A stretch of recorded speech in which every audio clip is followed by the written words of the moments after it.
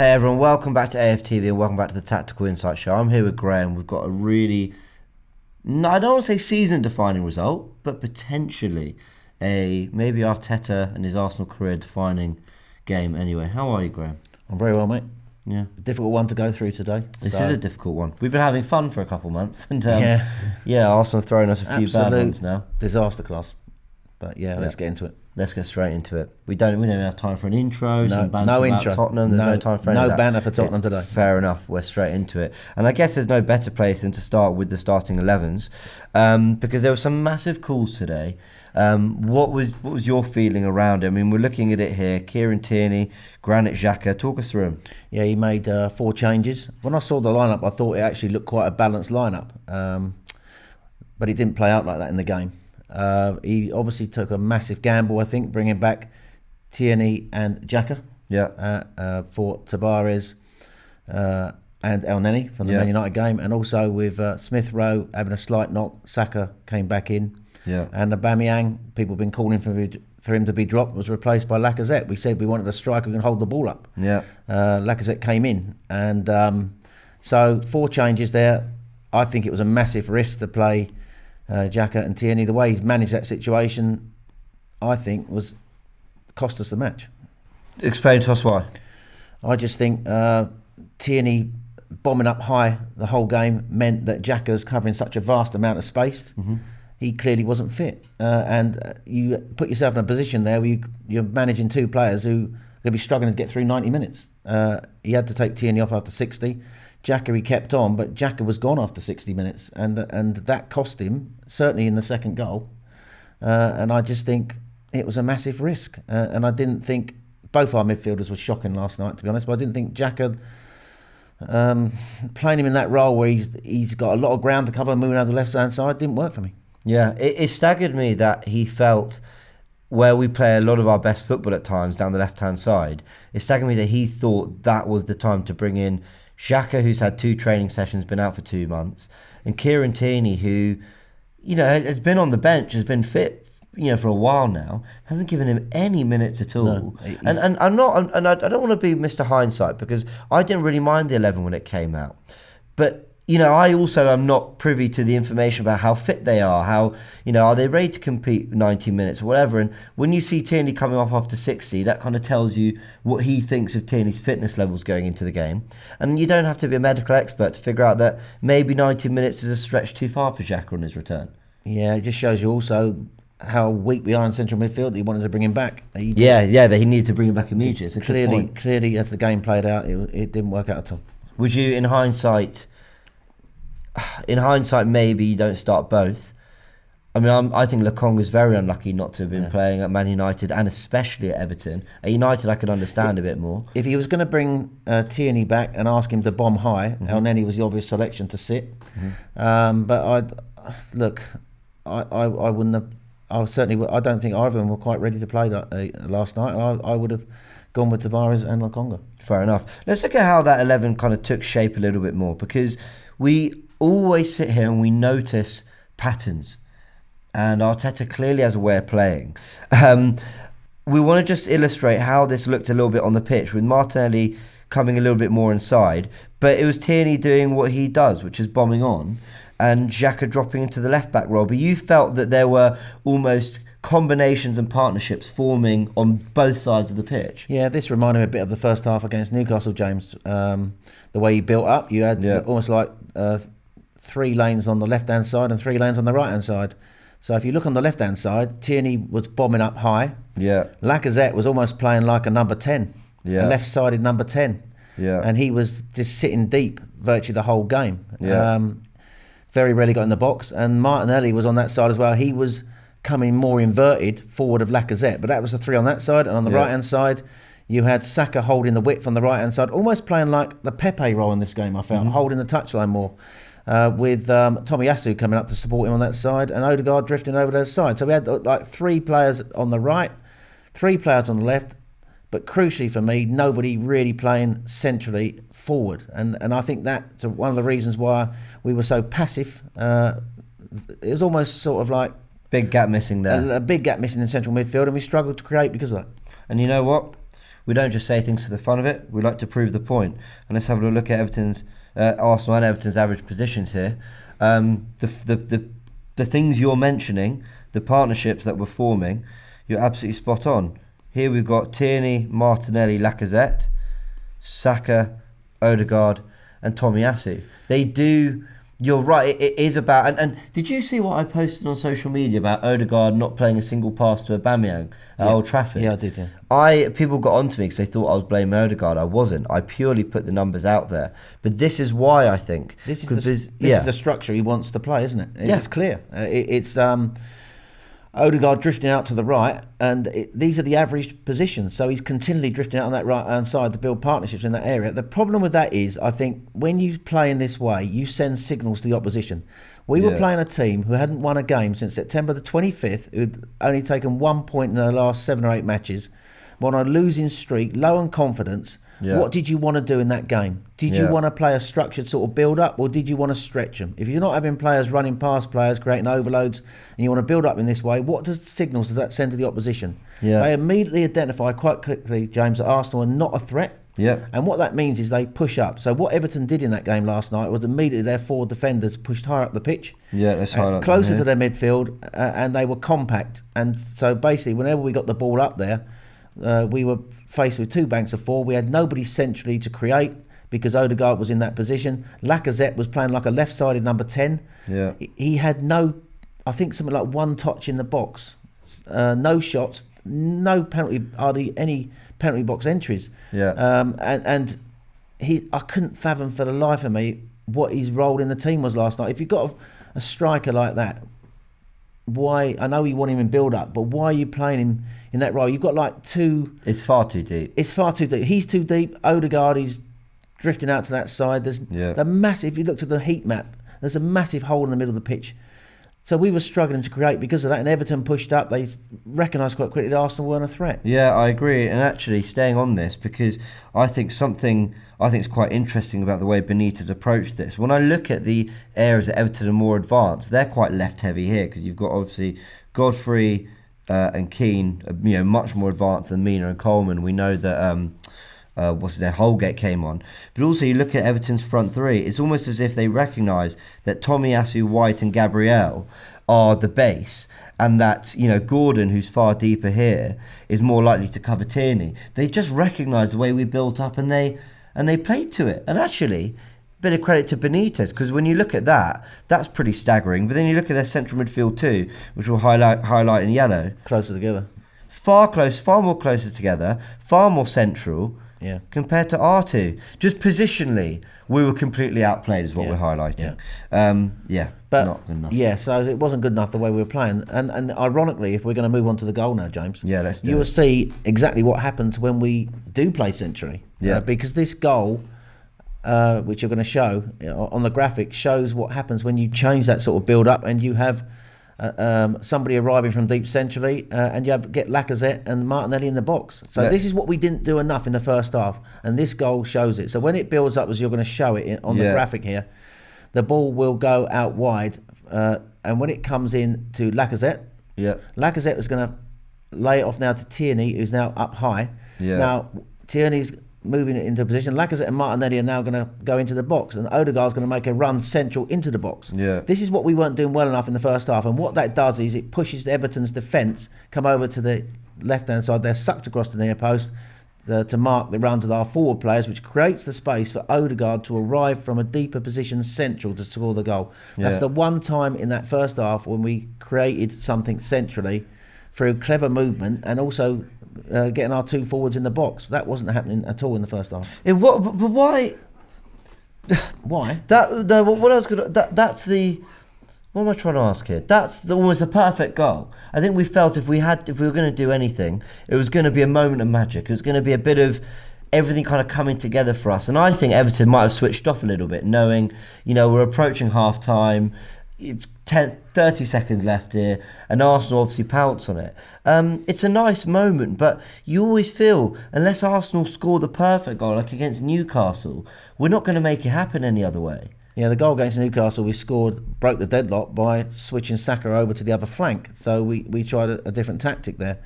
But this for me, was a change from the way we were playing in the first half, of Odegaard playing more central in build-up, and that's not what we were doing in the first half. It's too structured. It's basically 3 players on one side in build-up, 3 players on the other side.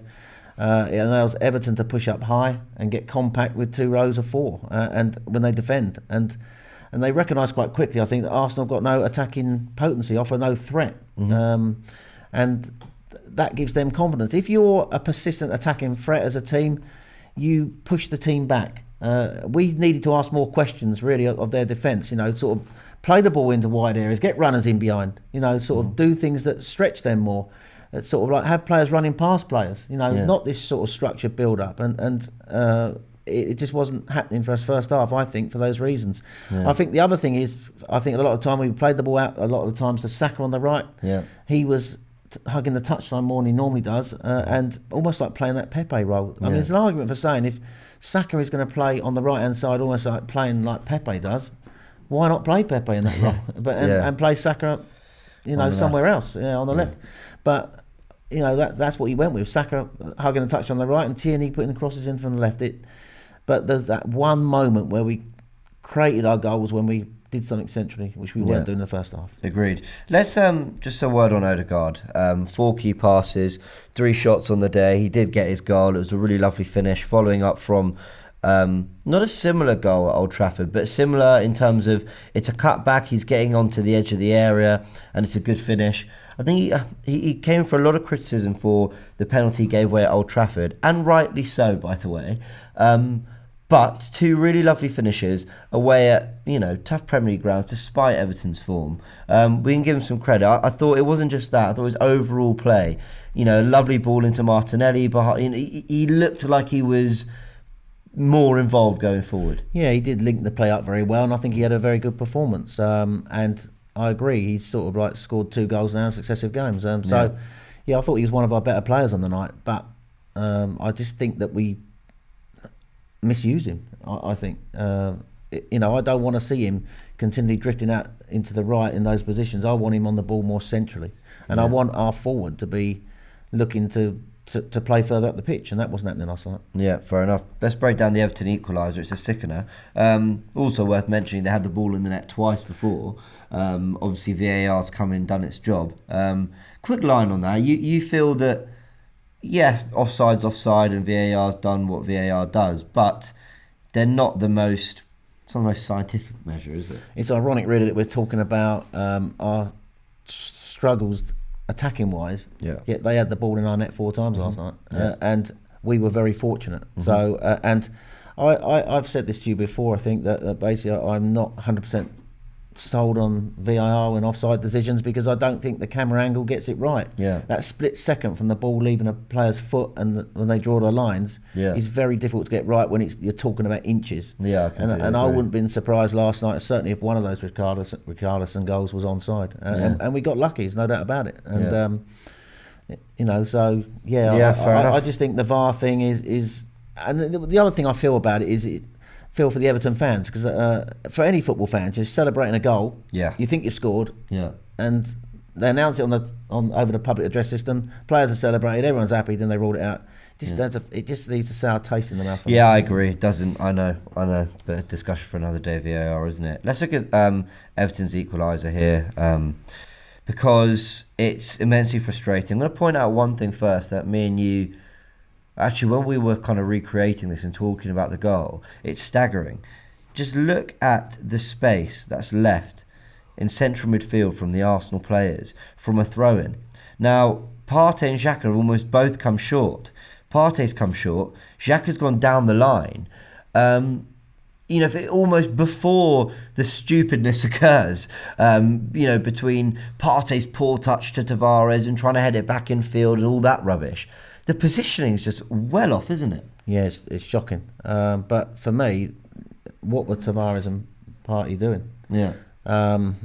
You throw down the line there. And so when you're set up like that, I think as much as the position of the team was wrong, and you've highlighted the gap there, I just think that wouldn't be an issue if he had thrown it down the line. I mean, Xhaka's further up the pitch in that move, isn't he? So Xhaka's starting up here. Xhaka's sort of more forward there. I think it has to go forward, But yeah, it was a bad goal to give away. And the other thing key from that goal as that develops, you'll notice we got warning there what Demarai Gray can do. Yeah, we did. Because, we had the two things that I tried to highlight. Arsenal didn't do well in this game was what Gomez did. Gomez was driving past players when he come on. He's a very good footballer, Gomez. Yeah. And as you'll see, when it breaks, he's the one who drives forward with it. When Richarlison plays him in, and he gets a shot that's blocked that falls. I think it's Ben White, isn't it? Yeah, Ben White. Ben White gets the block and it falls for Demarai Gray. Now he shows intention what he's going to do with the winner. He takes it, shifts it to his right foot, hits the shot. It literally sort of, it's a fantastic save actually by Ramsdale because he tips it onto the bar. Does he tip it onto the bar? He tips it onto the bar. Yeah, he gets a finger at the tip of it, and it comes out. But that is a very hard header for Richarlison. He's got to get back and put power into the header. A lot of players would either head it over the bar or head it, not get the proper contact. So you've got to give him credit for the header. But we were warned there by what Demarai Gray could do, the way he shifted onto his right foot and got the shot away. And, we didn't take the warning because ultimately that became later how they got their winner. It sickens me that we were playing so badly. And normally when you do that, but you get away with a few offside decisions or whatever, you normally retreat into your shape a little bit more, fix up, focus, get the basics right. We're trying to... Tavares throws it infield, which isn't the worst thing, I understand that. Partey lumps it back up to Tavares' head, and he's kind of trying to keep possession because that's clearly the instruction from the coach. Whilst this is all going on, Xhaka's down the line, so we've left a massive hole in midfield, and they're just able to drive and get a couple shots. I mean, there's 3 shots in the build-up to that goal, and it's staggering. It's a bad goal to concede. It is a bad goal. And to be honest, it was coming. Yeah. I thought we were poor in the second half. Yeah. There's questions to be asked by this team when it takes the lead, sort of like sits back, doesn't offer a real threat when they're one up. I know you talked about that in previous AFTV shows, but it's clear it happens, and it encouraged Everton on. And I always thought that they were looking more likely to score in the second half. I agree. Let's talk about the second goal. We're going to discuss it. We're not going to sort of break it down frame for frame, but another disappointment. You're thinking, don't lose this. Yeah, I think we're going to talk about his in-game management. He could have sort of like managed the game better. He had 2 choices here at 1-1. Did he try and see the game out? He could have brought on another midfielder to try and get out there with a draw, or he could have made the right subs. Instead of bringing. We'll talk about this in the Nketiah substitution. But for all that, I think the big thing for me is because he's gone with Tierney and Xhaka, and he's had to take Tierney off, and he wants to chase the game, he has to leave Xhaka on the pitch for over 90 minutes. Now Xhaka had already been booked in that game for a cynical foul. It means that when they get that moment and that leads to their winning goal, he's struggling anyway. I think he looks gone, and he almost like gives it up. You see him flaying his arms out and lets Gomez go round him, but he could have brought him down if he hadn't been on the yellow. Yeah. But then he gets round him too easy, and as he comes forward, Xhaka then does get back. But Xhaka has a decision to make when he's running back towards our goal, because the ball's going to go out towards Demarai Gray, and for some reason Xhaka doesn't go out in that direction. He moves. He's struggling to get back, admittedly, but he doesn't sort of like move to that side, because Demarai Gray is going to do again what he did with the shot that led to their equaliser. He's going to get onto his right foot and then curl in an unbelievable shot. Tomiyasu is left in a position where he has to be aware of the guy on the outside, so he can't really go at him. Xhaka has come over onto the other side of the pitch trying to get back. It enables him to fashion the shot on his right foot. It is an unbelievable strike for all that. But I just think it's a goal. We're opening midfield again through central midfield. It's another guy driving from midfield, setting the guy up, and we just defended it poorly, albeit it was a fantastic finish. It was a fantastic finish. I mean, a goal worthy of winning a game, although it was at our expense. And Gray was a problem all night for us, I felt. We normally on this show, we go through a lot of numbers. We break down player numbers, we go through, and we've got some stuff to go through towards the end of the show. But I wanted to talk about some other numbers. I did a little deeper digging in terms of where Arsenal are ranking in the Premier League amongst not just the teams we want to compete with in the race for top 4, but every side. Some pretty key stats, especially when it comes to questioning whether we've improved defensively. Before I touch on the defensive side, First two are interesting, that we rank 18th for the amount of crosses put into the box, which I think crosses are a sign of attacking penetration. That doesn't mean floating it aimlessly. It means getting to the byline, putting it in the box. It means causing havoc. I mean, a lot of goals, you see how important the likes of Kyle Walker, João Cancelo, Trent Alexander-Arnold, Reece James, you see how important these players are to the top sides. So we rank 18th for crosses, okay, but that's not a particularly defining stat, though slightly worrying in itself. In terms of completing passes under pressure, we rank 15th. Now that worries me a little bit, because when I'm watching Arsenal, on the eye it looks to me like we've got better at playing out the back. But when under pressure, we rank pretty low in the league. Well, very low in fact. And I think teams are learning this. Everton last night, who had every reason to be scared of what we're going to do because of the form they're in, decide to press us and take the game to us. Tackles in the middle third, Arsenal. We rank 18th, so we don't press, we don't engage high enough up the pitch. No, I mean, the attacking third is not good enough, certainly not in the middle third. In terms of tackles where possession's actually been won, 20th. Pressures, 19th. Pressure wins within 5 seconds of the pressure, we rank 20th. Loose ball recoveries, 18th. But then this is fascinating. In terms of defensive actions that have led to shots, we rank 3rd. So we are actually capable, when we do press, when we do assert ourselves defensively up the pitch, we are able to use that transition, be efficient, and get an attempt on goal away. Some pretty staggering stats there, which maybe suggest that this idea that Arteta's improved us defensively, something I'll hold my hands up, something I have preached on this show, and in everything I've done across AFTV the last year or two, I have said that he has improved us defensively, and I wonder whether I'm confusing that now for personnel improvement rather than an actual improvement to our shape, the way we press, the way we take the game to team, and that often comes from the way we approach the game defensively. Yeah, I agree. Very interesting stats there, James. Yeah. I had to bring them up.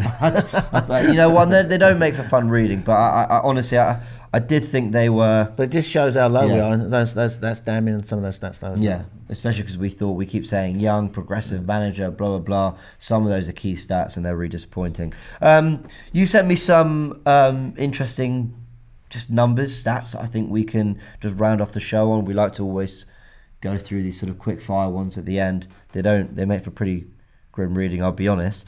Let's go into some, and I've added a few myself actually that I thought were quite staggering. This is the 6th time this season that Arsenal have had 10 shots or fewer in a Premier League game. Not good. 4 shots in the first 79 minutes for Arsenal. 4. Just a reminder, Everton had lost 6 of their 8 games and drawn the other 2. Yeah, I think these stats I sent you showed how impotent we were for 79 minutes, didn't it? I sort of like the difference between 79 minutes what we created to the overall stat in the game. So yeah, I know, unbelievable. 12 passes into the box completed. That was the 8th most this season. 5 passes into the box in the first 79 minutes. That is shocking. 44% of Arsenal possession. That included a final third entry. That was the 5th highest this season. And 24% of Arsenal possession included a pass into the box. Yeah, I mean, that is staggering. Once every 4 times that we have the ball, are we actually getting into any sort of attacking area? I mean, if you're offering a threat as an attack, that's the better way of defending as a team. You're offering a threat as attack, it pushes the team back. If you're not doing that, teams then sort of like don't see you as a threat and then get into the game. And I think that's how it played out last night. Everton, low on confidence going into that game, quickly sort of like saw we offered nothing and grew into the game. And it's because we don't really offer any attacking threat, I think. We don't offer anything. I agree. Granit Xhaka came back into the team. I'll be honest, I thought he did okay. But again, I think this kind of stat just kind of tells you what we need to know about Xhaka. Now, I'm not going to be too hard on him. I know people get on me for being critical of Xhaka, but he played the 3rd most passes into the opposition half, but didn't register a single key pass. I think these kind of things tell you what I mean when, for a lot of that game, we are needing a little bit of magic to create something. He doesn't bring that. Maybe not his role, but then I'll ask the question, well then what did him and Partey do if they're not doing that going forward? What are they offering? I mean, Partey, I think a very damning stat last night. I think of his duels, he only won 5 of his 19. Yeah, shocking. Shocking. Both midfielders were really poor last night. James. Yeah. Lacazette did manage a single shot, all key pass all game. He managed 12 passes into the opposition half. I think only the subs made fewer. Oh, sorry, no. 12 passes into the opposition half, as many as Aaron Ramsdale, and 1 touch in the box. So, guys, I was calling for Lacazette to start, and it didn't work. Got it wrong. Quite frankly, there's an issue up front. Let's end with some final questions that we're going to leave with you guys, the viewers. Let us know in the comment section. Graham's always in there answering every comment. I'll be in there too. Should there have been a red card? At least a red card. Should have been 2 red cards, James. Yeah. Should have been 2 red cards. Godfrey should have gone. They didn't sort of like send him off because they couldn't decide whether that was deliberate. He's endangered an opponent standing on his head. For me, it's a red card. Yeah. And also, I think that Gordon should have gone second half for a high tackle on Tavares. They should have had 2 red cards, and that's in no ways trying to take anything away from Everton's victory. But yeah, we didn't get those decisions. If that had been Granit Xhaka, in either of those instances, he would have gone. So yeah, 2 red cards for me. Completely agree. And a sort of horrible question, but I've got to ask it. Is it time up for Arteta? Look, he's not going, is he? He's not going. Look, whatever we say, and I see all the fan cams last night, I see the passion, whatever people say, he's not going. He'll be here. Whether he should go is another question. But the Kroenkes are not going to sack him, and they've heavily built into him. They've given him money, and it does feel as though he's struggling to get this team progressing. Yeah, but it's an irrelevant question for me at the moment. Whatever you think about it, I'm not Arteta in or Arteta out, to be honest. But it's an irrelevant question. They're sticking by him, and I know people are going to get into the comments and say, we're going nowhere with Arteta. That's their opinion. Everyone's entitled to their opinion. Of course, but I just don't think it's an irrelevant question. He's not going anywhere, I'm afraid. Fair enough. All right, guys, you've heard it here. We've broken down the goals. We looked at some key numbers. Football, it's amazing. A week ago, we were feeling much more buoyant, beating Newcastle and all that, and now obviously United and Everton games really disappointing, and we've got a goal up in both as well. I think that's the key point. I think just one final thing, James. His in-game management last night, we talk about, it was shocking, to be honest. I mean, bringing on the Nketiah instead of Aubameyang or Pepe. Pepe should have come on last night, maybe switch Saka onto the other side. I just couldn't get it, and his press conference, when he said what he sees what Nketiah does in training, I saw what he did on the pitch last night, and he missed from 3 yards. And for all that, we could have rescued a game that we didn't deserve to rescue. And Nketiah scored, we would have gone back into the lead, of course, and Aubameyang also missed a chance. His in-game management for me and his key selection decisions last night, I think, were poor, and I think cost us that match. Let us know whether you agree in the comment section below, guys. Don't forget to like this video if you enjoyed it. Give us some feedback. We always want to know. We always want to improve for the next week. And thank you very much for all the love and support. We do really appreciate it, even when it's hard on days like this. Always important we break this down. I really enjoy sort of engaging with you guys as well about it all. Thank you very much. Subscribe to the channel if you haven't already. All the subs help massively, of course. And thank you very much for joining. We'll see you next week. Thank you. Cheers, Graham.